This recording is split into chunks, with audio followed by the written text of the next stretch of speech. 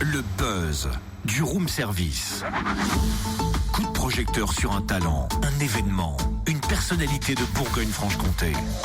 Tiens, ce matin, pour démarrer ce vendredi, pourquoi pas un petit blind test ciné. Ah ouais. On prend la machine à remonter le temps.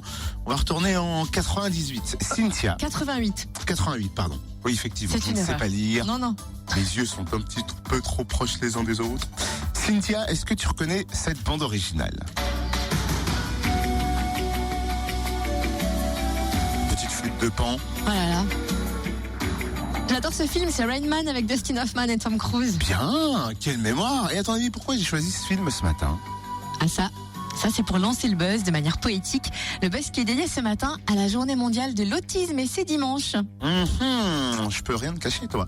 Et en Bourgogne-Franche-Comté, plusieurs associations se démènent pour accompagner les parents.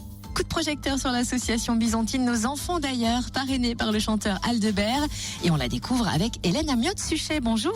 Bonjour. Est-ce que vous pouvez nous rappeler quand et comment a été créée l'association? Alors l'association a été créée en 2011. Donc en fait nous c'est 3 familles ayant un enfant avec autisme. Donc on s'est rencontrés et on a souhaité en fait œuvrer ensemble pour développer une structure qui accueille des enfants autistes avec un cadre éducatif particulier puisque c'est le cadre des approches comportementales. Et alors concrètement, comment vous accompagnez ces familles? Alors, donc concrètement, on propose en fait aux familles qui ont un enfant autiste donc des formations, notamment donc des formations pour au niveau éducatif, avec le soutien donc d'une analyste du comportement qui va permettre par exemple aux familles de développer en fait des attitudes qui vont favoriser la communication chez leur enfant, mais aussi par exemple l'autonomie et le développement de la propreté.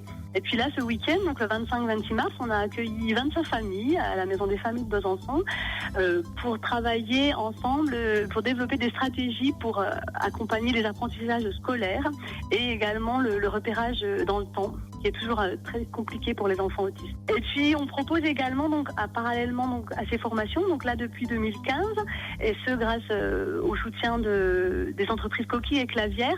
Donc, on propose le financement d'interventions de psychologues formés aux approches comportementales, et c'est au domicile des familles.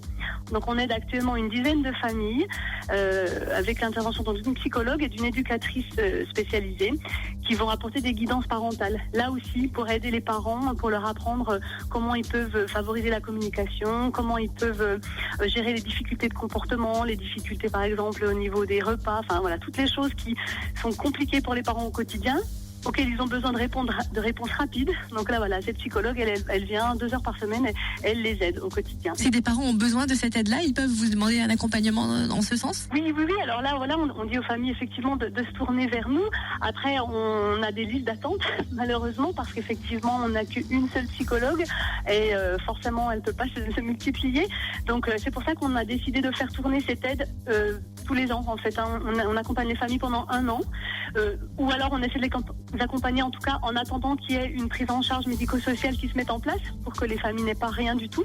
Et après, voilà, on fait tourner vers d'autres familles. Donc, les familles, effectivement, n'hésitent pas à nous solliciter.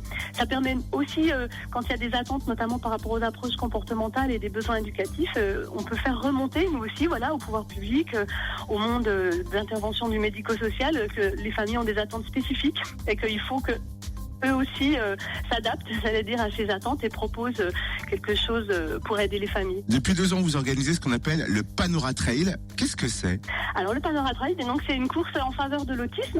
Donc c'est un trail où il y a effectivement 4 courses. Donc il y a 20 km pour les vrais trailers, 10 km marche, et puis on organise aussi une marche familiale, 5 km, accessible aux poussettes, où là l'idée c'est que tout le monde puisse venir. On aime bien aussi quand voilà, c'est accessible aussi pour les personnes avec un handicap. Et puis tous les fonds donc vont être versés à notre association et servir justement à l'aide envers les familles. Donc cette année, le Panora Trail change de lieu. Il va être à Besançon le 25 juin, donc à la forêt de Saillut. Eh ben dis donc, ça en fait un petit peu de kilomètres, mais c'est bien pour la santé, puis c'est bien aussi pour les familles qui en ont besoin.